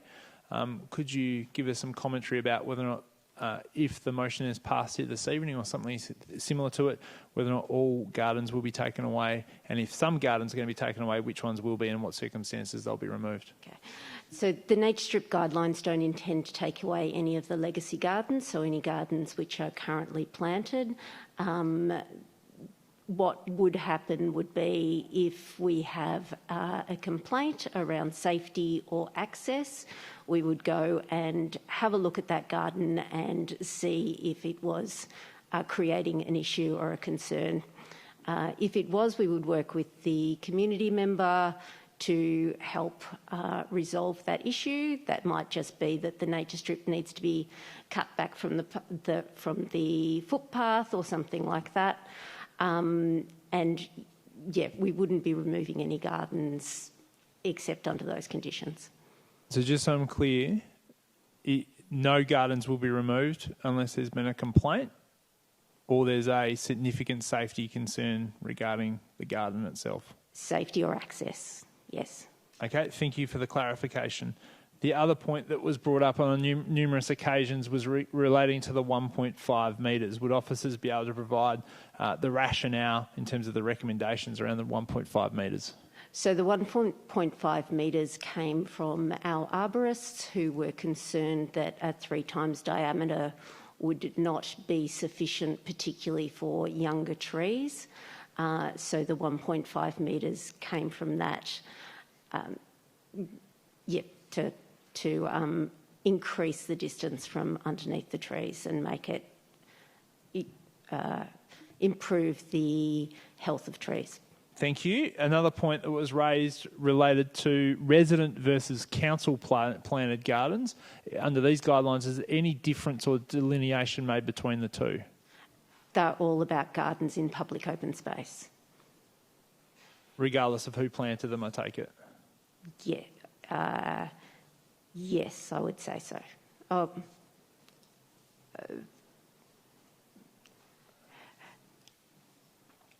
Okay.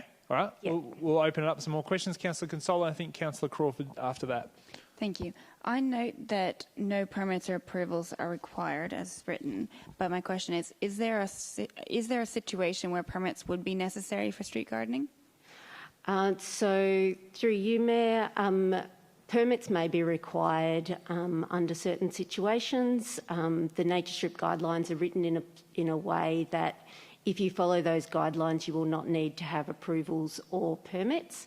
However, outside those guidelines, people may want to put a planter box out the front of their business, and there is already a permit in place for that to happen. There might be a community planting day. You'd need an event permit for that.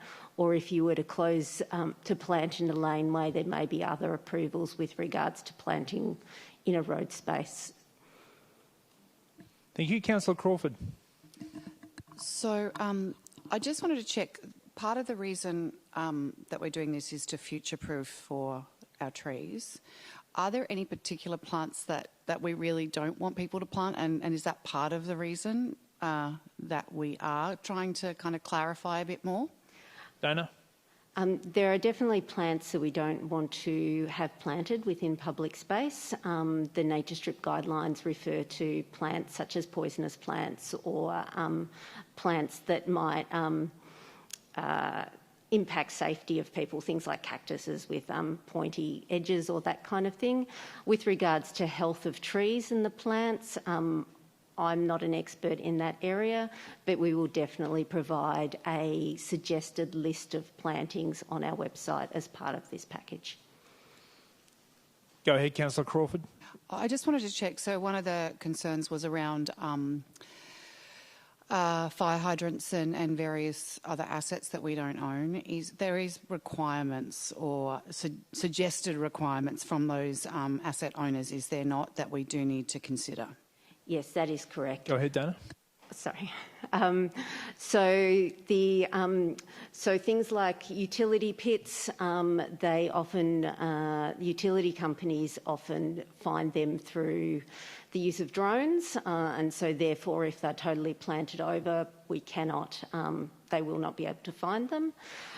They will also, utility companies also require to have access at any time to resolve any issues that are happening.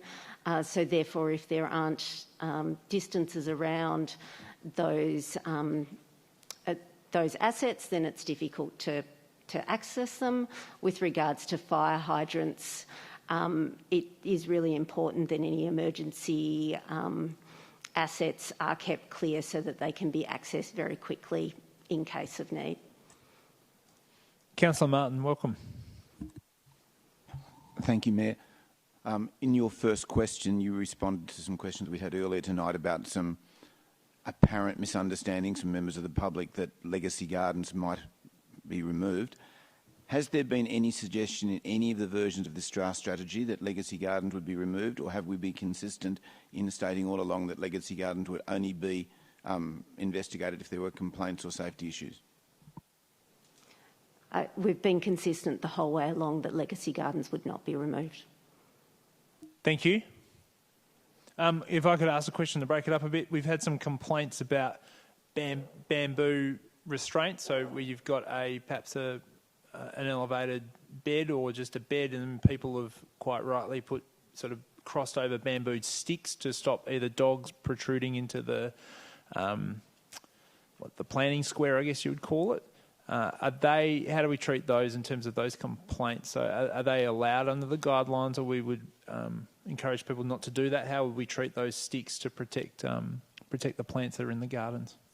So the guidelines are, as are proposed, they have restrictions around anything other than plants being put in gardens, and that's because of community safety. There have been incidents where where public have fallen over and injured themselves on stakes within gardens, so therefore it is recommended that they're not included in nature strip gardens. Thank you, Dana. Councillors, who else would like to ask some questions? Councillor Crawford, thank you. I think there's also been concern about the distance on parking for the curb from 600 mil that we've got 1.2 metres. Could you explain why that was initially recommended, why the wider distance was thought to be of value? With regards to width of footpaths, the reason why it was proposed as 1.2 was so people with prams or people with wheelchairs or other accessibilities could access the footpaths easily without restriction. Thank you, Dana. All right, councillors, I think we're good. Okay, would councillors wish to move the officer's recommendation or something different? I think Councillor Consolo has indicated she'd like to move something different. So, Councillor Consolo, I'll hand over to you. Thank you. I have an alternative motion I'd like to move. Please go ahead. If we could bring that alternate motion up on the screen. Yep.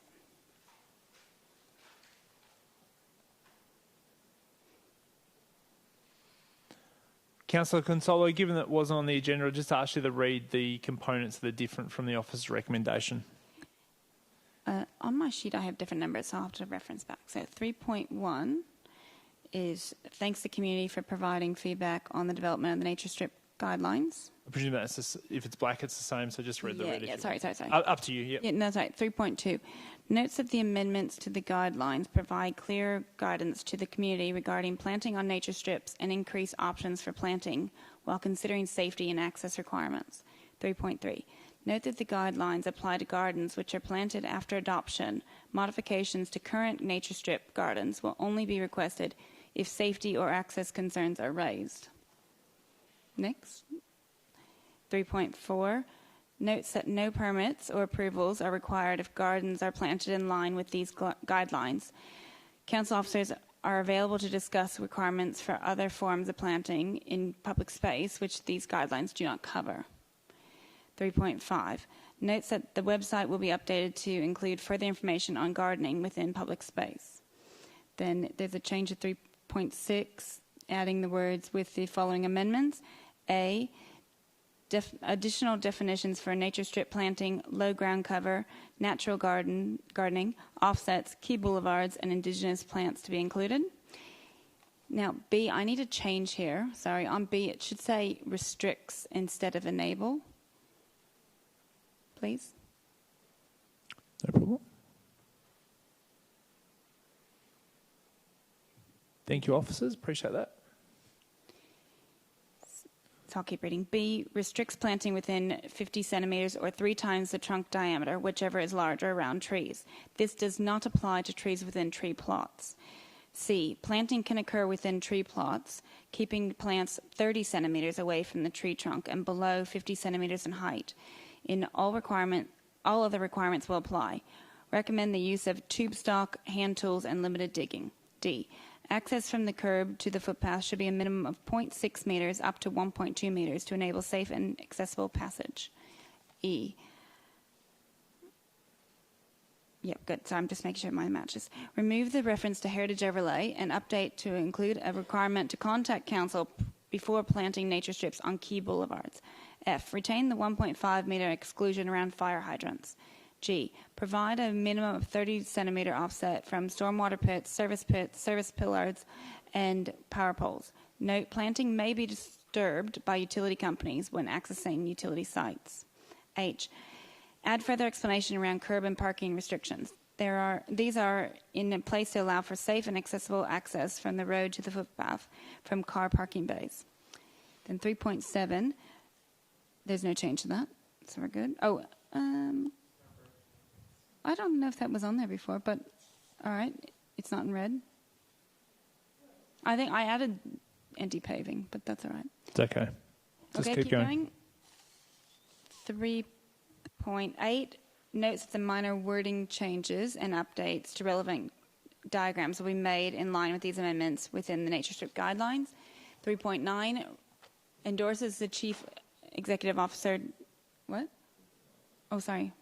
Authorizes the Chief Executive Officer to make minor editorial updates to the adopted guidelines in line with the amendments. Yeah. And then number 10, 3.10, directs the Chief Executive Officer to undertake a review of gardens for wildlife as part of the Greening Port Phillip strategy and report back to Council. Well done, Councillor Consolo. Councillor Crawford, would you like to second this? It's been seconded by Councillor Crawford. Councillor Consolo, I'll get you to speak to your motion, please.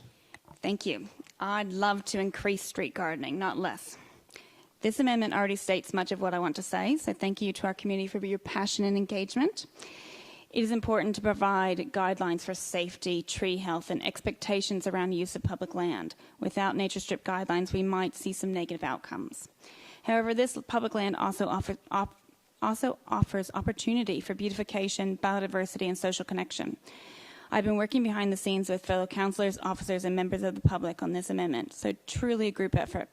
Thank you to Louise for seconding and for your help on this. I hope tonight you will see wide support by councillors for this alt motion. This alt motion allows low planting in tree plots closer around utilities and established trees, but still gives a guide of around 30 centimetres to 50 centimetres based on what is written around trees. To give the trees a priority. Trees are incredibly important. And that size, my shoe size I've realized is 24 centimetres, but it's roughly like a shoe. So it's easy for the body to garden. You don't have to go out and really measure everything, but it's really a guide about what this space should be to allow for the various things, including the utilities that we said today, that for them to be properly identified, we need to give some space around them, but not to the extremes maybe that had been previously considered, except around fire hydrants, which are, high in the priority of needing to have space around them. There are many different types of nature strips in our municipality, and these guidelines address particularly grassed ones. I see that as one of the items say that it's about the grassed ones.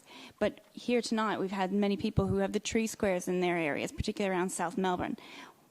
I want to make sure that those can still be gardened, because it's incredible what has been achieved already, and I want to see more. Street gardeners are heroes of our community looking after our public land. So tonight I've heard, don't take our gardens away. We aren't. Also to note, the Greening Port Phillip strategy is coming up, and I hope for depaving, greater biodiversity, and increased green for our Port Phillip. Now, get out there and garden. Please follow the guidelines, though. Thank you for your time and efforts in collectively beautifying our area, and I really hope that my fellow councillors will vote for this amendment tonight. Thank you, Councillor Consolo. Councillor Crawford, over to you. Yes, look, it's great to have such a passionate community for the environment in this area, particularly around nature strip guidelines, so thank you to everyone for your feedback. I guess you've heard, the dog park story before we got to nature strip guidelines, and it does point out the challenges we have as councillors to balance the various stakeholders and needs of our community in a really dense area. So we have lots of apartments and we do have limited space, open space, that are required for many different reasons for many different people in our municipality. One of the things we do, and it is a requirement of us, is to make sure that things are accessible and safe for our community. So we need to balance that with, at the same time, enhancing our amenity, protecting and supporting our environment and our beautiful street gardens. So I know Councillor Consolo and I have had lots of conversations with officers on this one, and we hope that it addresses the balances and concerns of the community, but it also addresses the various needs in our community, because it's not one size fits all. We want to reassure you that these are guidelines, and the whole point is to future-proof, so that when new gardens are planted, that they're in a way that will allow accessibility and safety, but also beautifying and helping the biodiversity in our community. So I want to reassure and reiterate that legacy gardens were never going to be removed. They were always going to be part of continuing. That was not our intent at any point in time. But we know that if there are accessibility issues, that will be managed with common sense and practicality. We need to future-proof and deal with a growing city, and we need to future-proof it for young and old, and for our native animals and plant life. Someone mentioned the State of the Environment report, so I was actually at that speech that was given around that, and I've been working since 2018 to reform our federal environment laws. So I'm very much across the need for biodiversity protection. We need to do a whole-scale rethinking of it. So I'm very supportive of this alternative motion around protecting and increasing biodiversity, and in fact just around the corner here in Bothwell Street we are in putting one of those biodiversity corridors in for exactly that reason. So I'm hoping my fellow councillors will support this medium ground. Not everyone will be happy on everything, but that probably means we've hit the right spot, so that it does address some of the concerns. It still allows for street gardening and the beautifying of our area and protecting biodiversity, but it also allows for people who need access and say any safety issues in the future. Thanks, Councillor Crawford. I'll go to Deputy Mayor Baxter and then Councillor Martin. Go ahead, Deputy Mayor. Thank you, Mayor. So thank you to everyone that turned up tonight. It's this process has been, despite what some people might think, this has actually been one of the most open and receptive engagement processes I've seen council engage in. We've gone back and forth a number of times with stakeholders and locals. We've done 2 formal consultation processes, and I know that I've always, been willing to pick up the phone for anybody who wants to talk to me, except Emma, the phone tag we played recently, but normally, so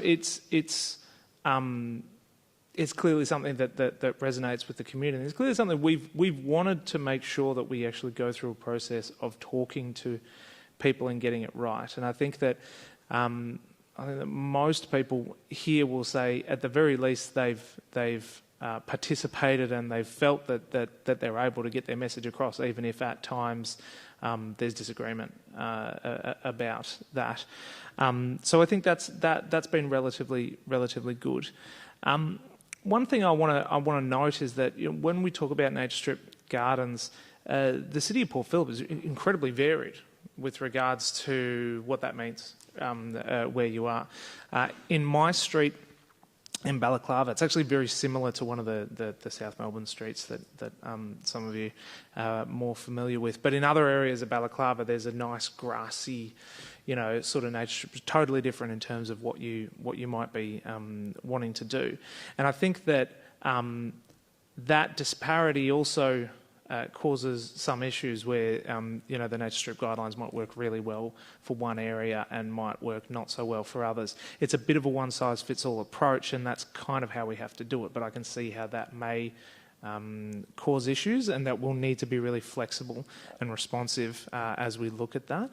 And in particular, when Councillor Consolo and Councillor Crawford talked about, future depaving, I really want to look at in future greening Port Phillip about depaving so that disparity between the relatively grassy areas of some parts of the city and the relatively tarmac sort of areas of the city reduces, and that we just have more to play with. I think that's actually one of the issues that we have here, and we have with many other things, whether it's open space and sports grounds and all of these sorts of things, is just scarcity creates competition and issues. And if you can address the scarcity issue, you can resolve some of those. So I believe this alternative motion goes a long way to doing that. It goes a long way to taking on board what we're hearing from the community. The balance that we have to take is, of course, that we know that there are people in the community who are experts and who do a lot of gardening. But when it comes to council assets and council resources, we're able to do different things. So, for example, in a council park, we're able to have a higher risk threshold because we're taking care of that asset. Whereas if we're having a resident take care of the asset, our risk threshold might not be so much because it's not a paid staff member taking care of that. We have to trust that the person who lives there is going to take a certain level of care for that.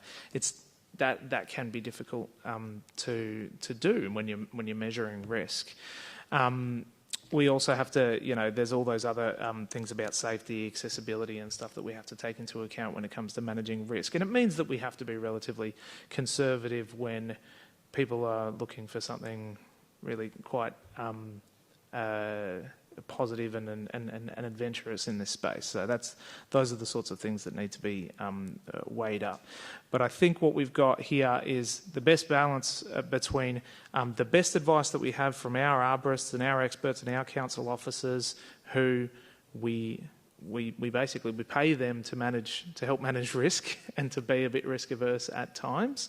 The community who wants to see us go further, and what we have the capacity to do, not just as a council, but as a community. So I'll be supporting this motion, and thanks everyone who's been involved, although I'm sure at times may feel like pulling teeth or be painful, but I think we're getting to a good spot. Thank you, Councillor Martin. Like many other issues that have got a lot of community involvement, I've found the last few months very instructive. I've learnt a lot. I've learned about things that I've done wrong. 35 years ago in the city of St Kilda, I had over a metre depth of agapanthus around a couple of the plane trees on my nature strip. I now realise probably agapanthus around a plane tree up against the tree line was probably not the best of ideas. I made a mistake, but I've learnt about that. Over the last 2 years in COVID, one of the things that's kept me sane has been the community garden that a dozen neighbours and myself have done at the rear of my place. And it's kept me sane. One of the things that's kept me sane from is the council debates, because when I read the emails and listen to some of the comments in public question time, I'm thinking, I sometimes start to doubt my own sanity and my own competence, but it's really good. I can hop over the back fence with the neighbours, and we have a rule that we don't talk council stuff when we're digging. I've learnt an awful lot about nature strip gardens. I've learnt that we as councillors, probably when we looked at the first iteration of the document, and can I say our council officers have acted with the best of intentions and have been guided, I'm sure, by concerns about community safety and things like that. But when we took on board the first iteration, it probably was written in a rather harsh way and didn't really reflect what we're on about. We erred. I think the iterations have improved. Someone commented in public speaking time that we weren't having discussions. As Councillor Baxter said, I think we've probably debated this in public forums more than almost anything else, and I think the outcome we've come to is a very good outcome, and it's because we've had so many discussions. So I'm fully supportive of everything in the alternative recommendation that we've got, and I thank the two councillors for bringing it forward. Again, I'd just like to acknowledge our council officers who've been so professional throughout this journey, and a couple of people perhaps have impugned their professionalism and their motives, and I certainly think that was grossly improper. If anyone has erred, we as councillors erred when we let the first draft go out that was perhaps phrased in too much of a negative way, and perhaps we should have picked up on that. However, through in the consultation process, I think we've come up with a document that I think is going to be very effective and very useful. And as Councillor Crawford said, it mightn't make everyone happy, but we've probably hit just about the sweet spot. Thank you, Councillor Martin. Who else would like to speak? Okay, I'll have a quick conversation. Councillors, you would know that I'm speaking in favour of the motion, and I thank Councillor Consolo and Councillor Crawford for putting it and seconding it this evening. And you would note that I've spoken in favour of community gardens on 2 occasions rather vigorously in this chamber, and again, happy to do the same here. Our office's intention on the first draft of this report was always sound, and as Councillor Martin said, councillors, I think there was probably some lessons learnt in terms of what we could have done differently in the first version of it, but I think you should all be applauded in terms of the commitment you've made as a group of councillors and working with the officers and the community to get what we think was the right outcome. There were multiple times of which we were told to delay and stop and pull back. You haven't done that, and you've at all times worked well with the community. I think personally I've gone to at least 3 informal community meetings about it. I think there was at least 3 others outside that. We did 2 rounds of consultation when we weren't required to do so. Many people said the length of that consultation was inadequate.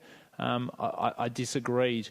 There was a lot of misinformation, particularly in the media and Facebook, that was put out there, which created some issues for our officers. I sat in one consultation hearing where officers referred to as Nazis, which was completely unacceptable, and I don't think that would have happened if that level of misinformation wasn't out there.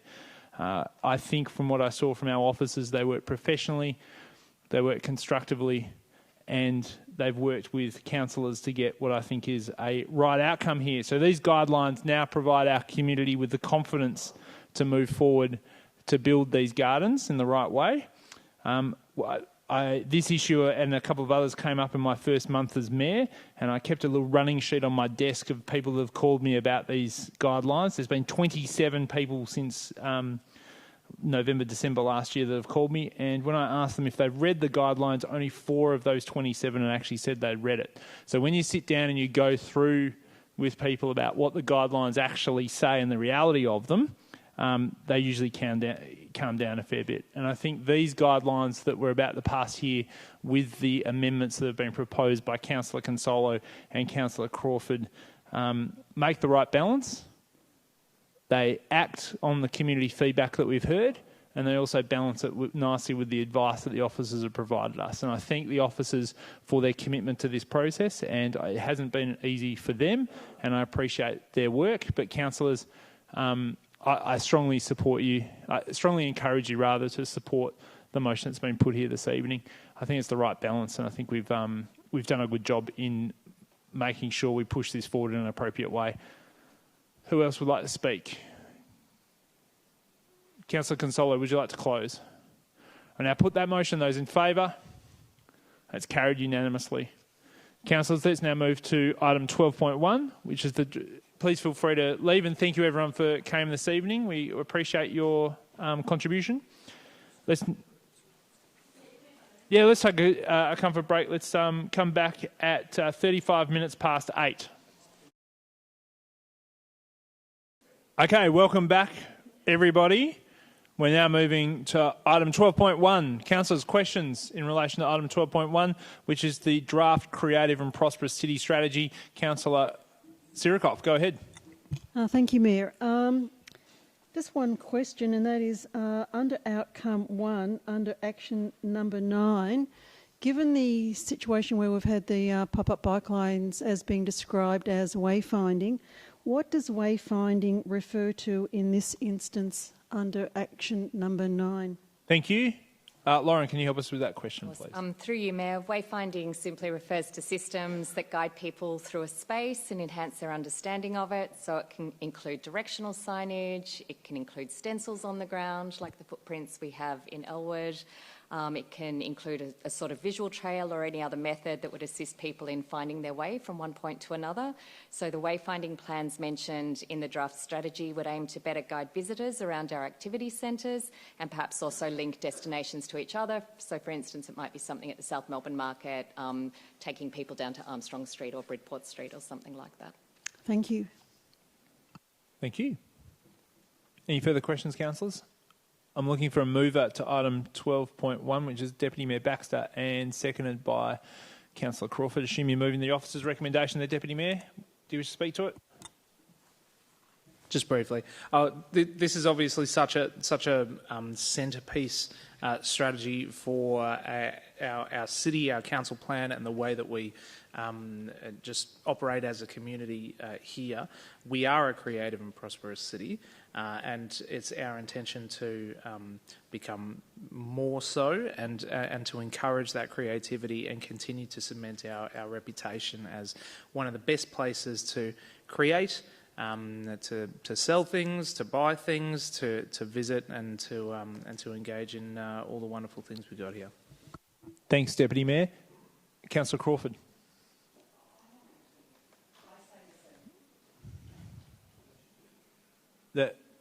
Anybody else wish to speak to the item? Okay, I'll put that to you. All those in favour? That's carried unanimously. Councillors, let's now move to item 13.1.